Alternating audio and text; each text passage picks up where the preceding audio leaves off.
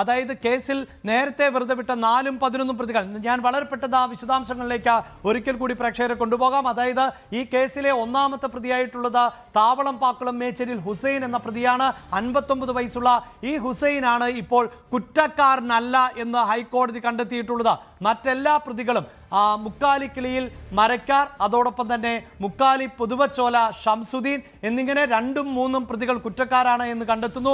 നേരത്തെ തന്നെ 5ാമത്തെ പ്രതിയായിട്ടുള്ള രാധാകൃഷ്ണൻ, 6ാമത്തെ പ്രതിയായിട്ടുള്ള അബൂബക്കർ, 7ാമത്തെ പ്രതിയായിട്ടുള്ള സിദ്ദിഖ്, 8ാം പ്രതി ഉബൈദ് ഉൾപ്പെടെയുള്ളവർ കുറ്റക്കാരാണ് എന്ന് വിചാരണ കോടതി കണ്ടെത്തിയിരുന്നു. ഇതിൽ മാറ്റമൊന്നുമില്ല. ഈ പ്രതികൾ കുറ്റക്കാരാണ് എന്ന് കോടതി നിരീക്ഷിക്കുന്നു. നജീബ്, ജയ്ജുമോൻ എന്നിവർ കുറ്റക്കാരാണ്.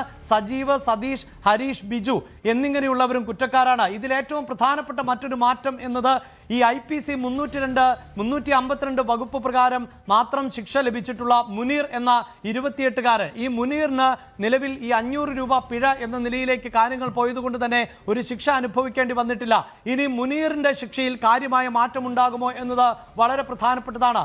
മറ്റൊന്ന്, കേസിലെ 3ാം പ്രതിയായിട്ടുള്ള അനീഷ. ഈ പ്രതിക്ക് അനീഷ് മധുവിൻ്റെ ദൃശ്യങ്ങൾ പകർത്തി എന്ന നിലയിൽ മാത്രമുള്ള ശിക്ഷയാണ് എന്ന നിലയിൽ മാത്രമായിരുന്നു കോടതി നിരീക്ഷിച്ചത്. അതുകൊണ്ട് തന്നെ ഈ അനീഷിന് 4ാം പ്രതിയായിട്ടുള്ള അനീഷിന് ശിക്ഷ ലഭിച്ചിരുന്നില്ല. അനീഷ് കുറ്റവിമുക്തനായ പശ്ചാത്തലമാണ് ഉണ്ടായിരുന്നത്. പക്ഷേ ഇതാ ഇപ്പോൾ അനീഷ് കുറ്റക്കാരനാണ് എന്ന് കോടതി കണ്ടെത്തുന്നു. 4ാം പ്രതിയായിട്ടുള്ള അനീഷ് ദൃശ്യങ്ങൾ പകർത്തുക മാത്രമാണ് ചെയ്തത്. അതുകൊണ്ട് കുറ്റവിമുക്തനാക്കപ്പെട്ടിരുന്നുവെങ്കിൽ ഇപ്പോഴിതാ 4ാം പ്രതിയായിട്ടുള്ള അനീഷ് കുറ്റക്കാരനാണ് എന്ന് കോടതി നിരീക്ഷിക്കുകയാണ്. മറ്റൊന്ന് അബ്ദുൾ കരീം ആണ്. അബ്ദുൾ കരീം ഈ കേസിലെ മറ്റൊരു പ്രതി കൂടിയാണ്. 11ാം പ്രതിയാണ് അബ്ദുൾ കരീം. മധുവിനെ കള്ളൻ എന്ന് വിളിച്ച് അധിക്ഷേപിച്ചു എന്നതായിരുന്നു അബ്ദുൾ കരീമിന് എതിരായ കണ്ടെത്തൽ.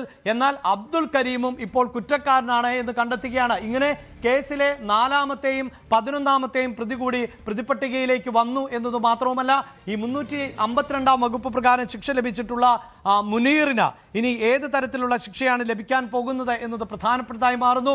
ഒപ്പം മറ്റ് പ്രധാന പ്രതികളിൽ 1ാം പ്രതിയായിട്ടുള്ള ഹുസൈൻ കുറ്റക്കാരനല്ല എന്ന് കണ്ടെത്തി. ഹുസൈൻ്റെ ശിക്ഷ നേരത്തെ തന്നെ ഹൈക്കോടതി മരവിപ്പിച്ചു നിർത്തിയിരിക്കുകയാണ്. കാരണം ഹുസൈൻ്റെ വാദമനുസരിച്ച് ഈ മർദ്ദനം നടക്കുമ്പോൾ താൻ അവിടെ ഉണ്ടായിരുന്നില്ല എന്നും മർദ്ദിക്കുന്നതിന് വേണ്ടി മധുവിനെ അട്ടപ്പാടിയിലെ ഗുഹയിൽ നിന്ന് കൊണ്ടുവന്ന സംഘത്തിൽ താൻ ഉണ്ടായിരുന്നില്ല എന്നുമുള്ള വാദമായിരുന്നു. ആ വാദത്തെ പ്രാഥമികമായി അംഗീകരിച്ചുകൊണ്ട് ഇന്ന് വിധിപ്രസ്താവം ഉണ്ടാകുന്നത് വരെയായിരുന്നു ഹുസൈൻ്റെ ശിക്ഷ മരവിപ്പിച്ചു നിർത്തിയത്. ഇപ്പോഴിതാ ഹുസൈൻ കുറ്റവിമുക്തനാക്കപ്പെടുകയാണ്. എന്തായാലും കേരളത്തിൻ്റെ പൊതുസമൂഹം ഏറെ ചർച്ച ചെയ്യപ്പെട്ട, കേരളത്തിൻ്റെ മനസാക്ഷിയെ ലജ്ജിപ്പിച്ച ഒരു സംഭവത്തിലാണ് ഹൈക്കോടതിയുടെ ഇടപെടൽ വീണ്ടും ഉണ്ടായി. ഹൈക്കോടതിയിൽ വാദം പൂർത്തിയായി വിധി വരാൻ പോകുന്നത്. വീണ്ടും നവമിയിലേക്ക് പോകുമ്പോൾ നവമി അപ്പോൾ ആദ്യത്തെ വിധി പ്രസ്താവത്തിൽ, അതായത് ഈ 7 വർഷത്തെ ശിക്ഷ എന്നത് വിചാരണ കോടതി കണക്കാക്കിയത് വിവിധ വകുപ്പുകളിലുള്ള വ്യത്യസ്തമായ ശിക്ഷകൾ ഒരുമിച്ച് അനുഭവിച്ചാൽ മതി. അങ്ങനെയായിരുന്നു ഏറ്റവും ഉയർന്ന ശിക്ഷയായ 7 വർഷം എന്നതിലേക്ക് എത്തിയത്. ആ ശിക്ഷ അനുഭവിച്ചാൽ മതി എന്നുള്ളതായിരുന്നു.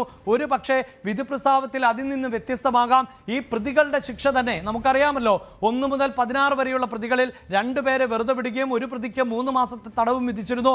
മറ്റെല്ലാവരും സമാനമാകുന്ന തരത്തിലായിരുന്നു ശിക്ഷ അനുഭവിക്കേണ്ടത്. ഒരു പക്ഷേ ഈ പ്രതികളുടെ പട്ടിക ഈ സ്ക്രീനിൽ കാണുന്നത് 1, 2, 3, 5 എന്നതൊക്കെ പ്രതിപട്ടികയിലെ പ്രതികളുടെ ലിസ്റ്റാണ്. അവർക്ക് ഒരു പക്ഷേ പ്രതിപട്ടികയിൽ മാറ്റം വരുന്നത്, ഈ വിചാരണ കോടതിയുടെ വിധിയിൽ നിന്ന് വ്യത്യസ്തമായ ഒരു വിധിയിലേക്ക് പോയേക്കാം. വ്യത്യസ്തമായ കാലയളവിലുള്ള ശിക്ഷയുണ്ടായേക്കാം. എന്താണ് നമുക്ക് ഈ ഘട്ടത്തിൽ 12:30 വിധി വരാൻ പോകുന്നത് എങ്കിൽ പോലും പ്രാഥമികമായി മനസ്സിലാകുന്നത് നവമി?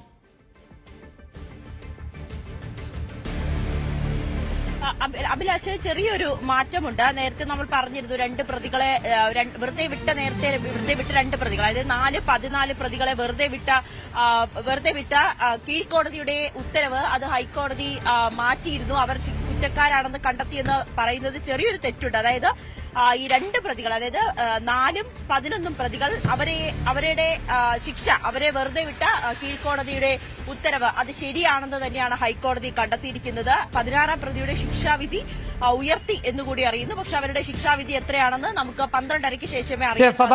അതായത് ആ തിരുത്ത് ഇപ്രകാരം തന്നെയാണോ? അതായത് നവമി, കുറച്ചുകൂടി വ്യക്തതയ്ക്ക് വേണ്ടിയാണ്. നമ്മൾ നേരത്തെ തന്നെ സൂചിപ്പിച്ചിരുന്നു, കേസിലെ 4ാമത്തെ പ്രതിയായിട്ടുള്ള അനീഷ് അനീഷിന് നേരെ കുറ്റപത്രത്തിൽ പറയുന്നത് മധുവിന്റെ ദൃശ്യങ്ങൾ പ്രചരിപ്പിച്ചു എന്ന കുറ്റം എന്നുള്ളതാണ്. സ്വാഭാവികമായും അനീഷ് കുറ്റക്കാരൻ എന്ന നിലയിൽ കണ്ടെത്തി എന്ന റിപ്പോർട്ട് വരുമ്പോഴും ആ പ്രേക്ഷകർക്ക് ആ സംശയം ഉണ്ടായിട്ടുണ്ടാകാം. മറ്റൊന്ന് അബ്ദുൽ കരീമാണ്. അബ്ദുൽ കരീം മധുവിനെ കള്ളൻ എന്ന് വിളിച്ച് അധിക്ഷേപിച്ചു എന്നുള്ളതാണ്. അബ്ദുൽ കരീം 11ാമത്തെ പ്രതിയാണ്. അപ്പോൾ 4-11 പ്രതികൾക്ക് ശിക്ഷയുണ്ടാവില്ല എന്ന് തന്നെയാണോ ഇപ്പോൾ വ്യക്തമാകുന്നത്? വിചാരണ കോടതിയുടെ ഈ കണ്ടെത്തലിനെ ഹൈക്കോടതി ശരിവെക്കുന്നു എന്നുള്ളതാണോ നവമി?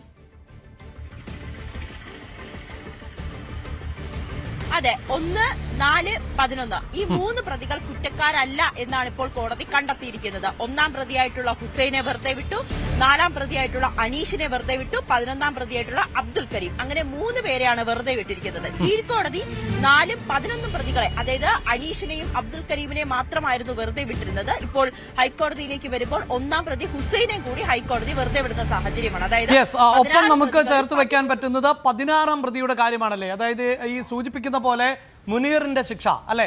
മുനീറിന് IPC 352 വകുപ്പായിരുന്നു ചുമത്തിയിരുന്നത്. ആ വകുപ്പിന്റെ ഒരു പ്രത്യേകത എന്നത് ഈ മർദ്ദനത്തിൽ ബോധപൂർവമായി പങ്കെടുക്കാതിരിക്കുക, അല്ലായെങ്കിൽ ഏതെങ്കിലും ഒരു സ്ഥലത്തൊരു സംഘർഷം ഉണ്ടാകുന്നു, ആ സംഘർഷത്തിലേക്ക് പെട്ടുപോകുന്നു, ആ സംഘർഷത്തിന്റെ ഭാഗമായി മർദ്ദിച്ച മർദ്ദനം ഉണ്ടാകാം, അങ്ങനെയുള്ള ഏറ്റുമുട്ടലുകൾ ഉണ്ടാകാം. പക്ഷെ ഇതൊരു ബോധപൂർവം പ്ലാൻഡായി അവിടെ എത്തി മധുവിനെ മർദ്ദിച്ച സംഘത്തിലുള്ള ആളല്ല എന്ന തരത്തിലായിരുന്നു മുനീറിനെ കണ്ടെത്തിയിരുന്നു. പക്ഷെ മർദ്ദനത്തിൽ അദ്ദേഹവും ഭാഗമായിരുന്നു. അങ്ങനെയാണ് 352 വകുപ്പ് പ്രകാരം ശിക്ഷിച്ചത്.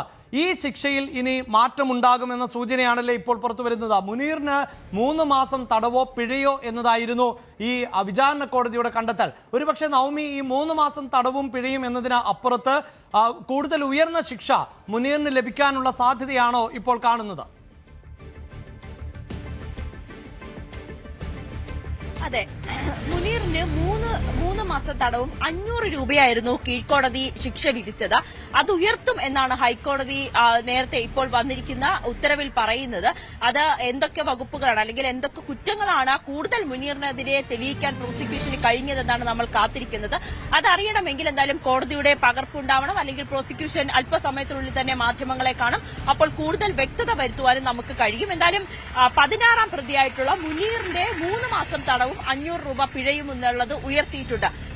കുടുംബവും ഇത് ഉന്നയിച്ചതാണ്. 3 മാസത്തെ ഇതിനോടകം തന്നെ ആ 3 മാസത്തെ ശിക്ഷാ കാലാവധി കഴിഞ്ഞ് മുനീർ പുറത്തിറങ്ങുന്ന സാഹചര്യമായിരുന്നു. പ്രതികൾ പുറത്തിറങ്ങിക്കഴിഞ്ഞാൽ കുടുംബത്തിന് തന്നെ വലിയ ഭീഷണി ഉണ്ടാകുമെന്ന ഒരു ആശങ്ക കുടുംബം ഉന്നയിച്ചിരുന്നു. അത് ഹൈക്കോടതിയിൽ സമർപ്പിച്ച അപ്പീലിൽ അതുൾപ്പെടെയാണ് ചൂണ്ടിക്കാട്ടിയിരിക്കുന്നത്. എന്തായാലും 16ാം പ്രതിയുടെ ഈ ഒരു 3 മാസത്തെ തടവ് എന്നുള്ള ശിക്ഷാ കാലാവധി ഉയർത്തിയിരിക്കുകയാണ്.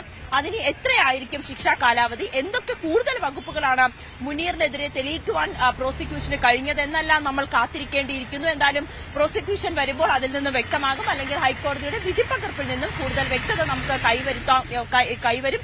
എന്നാൽ നിലവിൽ 16 പ്രതികളുള്ളത്. 13 പേർ കുറ്റക്കാരാണ്, 3 പേരെ വെറുതെ വിട്ടു. കീഴ്ക്കോടതി 2 പേരെ വെറുതെ വിട്ടെങ്കിൽ പോലും ഇപ്പോൾ ഹൈക്കോടതിയിലേക്ക് വരുമ്പോൾ 3 പേരെയാണ് വെറുതെ വിടുന്നത്. അതിൽ 1ാം പ്രതിയായിട്ടുള്ള മുനീറിനെ വെറുതെ വിട്ടു. പക്ഷെ എന്തുകൊണ്ടാണ് ഹൈക്കോടതി മുനീറിനെ വെറുതെ വിട്ടത് എന്ന തെളിവുകൾ കൃത്യമായി പ്രോസിക്യൂഷന് കോടതിയെ ഹാജരാക്കാൻ സാധിച്ചിട്ടില്ല. ഇതെല്ലാം അറിയേണ്ടതുണ്ട്. എന്തായാലും അത് പ്രോസിക്യൂഷൻ തന്നെ അതിനെ വിശദീകരിക്കും, അല്ലെങ്കിൽ കോടതിയുടെ വിധിപ്പകർപ്പ് വരുമ്പോൾ അറിയാൻ സാധിക്കും. എന്തായാലും വലിയ കോളിളക്കം സൃഷ്ടിച്ച ഒരു കേസ് തന്നെയായിരുന്നു അട്ടപ്പാടിയിലെ മധു എന്ന മാനസിക വൈകല്യമുള്ള ഒരു യുവാവിനെ കെട്ടിയിട്ട്, അത് ആഹാരം മോഷ്ടിച്ചു എന്നതിന്റെ പേരിൽ കെട്ടിയിട്ട് ആൾക്കൂട്ട വിചാരണ നേരിട്ട് ക്രൂരമായി മർദ്ദിച്ച് ആശുപത്രിയിൽ എത്തുന്നതിന് മുൻപ് തന്നെ മധു കൊല്ലപ്പെടുന്ന സാഹചര്യമായിരുന്നു. ആ ഒരു സ്ഥിതിയിലേക്ക് ഒരു യുവാവിനെ എത്തിച്ച കേസിൽ അതിലാണ് ഇപ്പോൾ അഭിലാഷ് മധുവിന്റെ കുടുംബം എത്തുന്നുണ്ട്. നമുക്ക് അവരുടെ പ്രതികരണം. മധുവിന്റെ അമ്മ മല്ലിയുടെ ദൃശ്യങ്ങളാണ് ഇപ്പോൾ നമ്മൾ കാണുന്നത്. ദീർഘനാൾ നീണ്ട ഒരു നിയമ പോരാട്ടം. ഇതാ മല്ലി പ്രതികരിക്കുന്നുണ്ടോ എന്നതാണ് എല്ലാവരും ഉറ്റുനോക്കുന്നത്. നിലവിൽ മാധ്യമങ്ങളുടെ പ്രതികരണം തേടുമ്പോൾ ഏതെങ്കിലും തരത്തിലുള്ള ഒരു പ്രതികരണത്തിന് തയ്യാറാകുന്നില്ല മല്ലി എന്നതാണ് നമുക്ക് മനസ്സിലാക്കാൻ സാധിക്കുന്നത്. കുടുംബം പ്രതികരിച്ചിട്ടില്ല.